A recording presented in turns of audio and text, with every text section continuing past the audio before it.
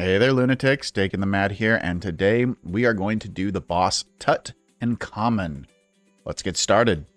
Now, this boss is going to be found on the main island, and it's going to be in the desert area at the giant pyramid. There should be a waypoint nearby that giant pyramid. You're also going to need a pyramid key, which you will have gotten by defeating the Banshee in the Ghostlands. Use the pyramid key to unlock the door and head on down into the depths. You're going to find yourself in a massive maze. What you're trying to do is you're trying to find this room here. For me, it's in the top left corner, but there's no guarantee that that's where it's going to be for you.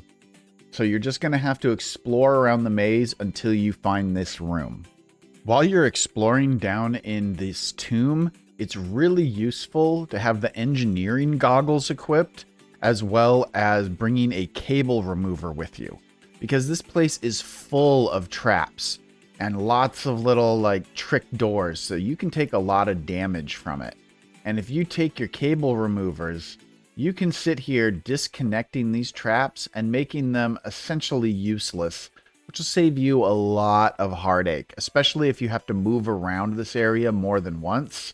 It's just good to disable all the traps that are in your way. You can get the engineering goggles and the cable removers by talking to the electrician NPC and shopping at their shop. This is where you'll find both of these items. The electrician will show up randomly after you have defeated the Quetzalcoatl boss, so you should have her in your village by this point in the game. This is what that chamber looks like that we were talking about. Once you reach here, you just have to right-hand click on the sarcophagus and it will open up and start the boss fight. But before we do start the boss fight, let's take a look at gear. For this fight, I am wearing the Bloody Armor set. It is an excellent armor set for this fight. It has good defense and it gives you a life steal. This life steal works whether you're melee, ranged, or magic, so it's really, really nice. I also have the Corrupted Heart equipped. This gives me a 20% boost to my damage. It is pretty much a mandatory item in all my builds. Same thing with the Royal Delver Slime Suit and the Technomycotic Boots. These are in all of my builds. Also in pretty much all my builds is a damage dealing item. Now I'm going to go magic for this one, so I'm using the Opal Necklace. This means that if you're using melee, you're going to want the Opal Ring. If you're ranged, you're going to want the Opal Earrings. I'm also using the Necronomicon, which is one of the more advanced items on the accessory workbench for magic. If you're melee, you're going to want to be using the Blazing Edge. And if you are ranged, you're going to want to be using Sky Piercer. That pretty much just leaves one slot open for you to do whatever you want with. Now, I'm using the Bottled Blue Fairy so that I don't have to worry about my mana. It just auto-consumes my mana potions. If you are ranged or you are melee, you can use something that's more appropriate for ranged or melee in that slot. Really, it's up to you what you put there. Weapons-wise, I'm going to be using the magic cards for my weapon as it's really high magic damage, very fast attack speed, a low mana cost, and it has a homing ability, so it will aim toward my enemy, which is really, really nice. If you're going with melee, I recommend the Bright Anchor as it has a lot of reach, and this arena does not give you a lot of room to roam around in, so having some reach really, really helps. If you're going to go with ranged, I recommend the Huntress Bow, which drops off of the Huntress. It does a lot of damage, and it's a lot faster than it claims it is. It says it's an average speed. I would say it's more like a fast attack speed. When it comes to food, I'm going to be using the Nigiri for the magic buff. If you're ranged, you should use roast chicken. If you're melee, you should use roast meat. If you can't make any of those, you could make a hamburger and give yourself a 10% just generic damage boost. Now remember that food doesn't stack, so you can only eat one of these. Potions, however, do stack. So for our potions, we're using the lollipop, the candy apple, and the chocolate bar. I know those look like food, but they count as potions. I'm also using the critical potion, the attack potion, the damage potion for magic. If you're ranged, you're going to use the ranged one. Melee will use the melee one. I'm using a stone skin potion, a speed potion, a dodge potion, and I'm using a life steal potion.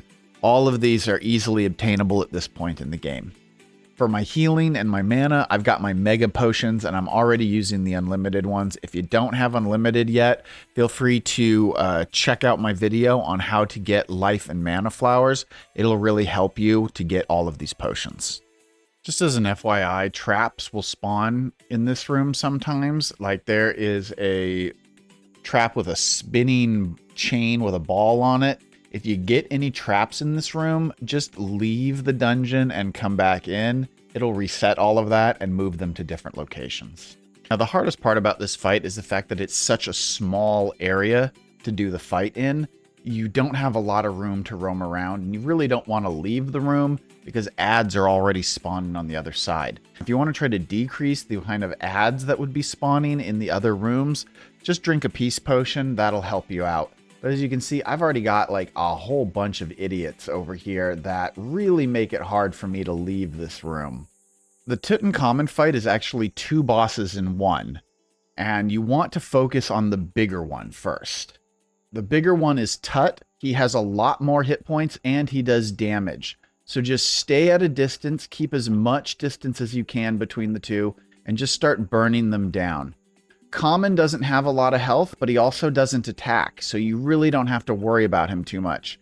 All he's going to do is try to draw you in, and it makes it easier for Tut to do damage to you.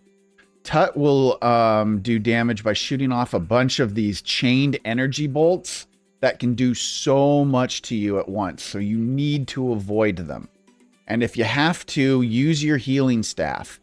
Whenever Common brings you in close, it makes it really easy for Tut to do a whole bunch of damage to you at once with one of his various attacks. So just dodge as much as you can and burn Tut down as fast as you possibly can. Having lifesteal really helps at this point. If you happen to kill Common first, that is perfectly fine. It just makes it a little bit easier for you to move around the battlefield. But if you kill Common second, that's also just perfectly fine too. Really just keep on roaming around the corners until they all die. That's all you've got to do. It is a lot harder than it looks. Now let's talk about loot from this boss.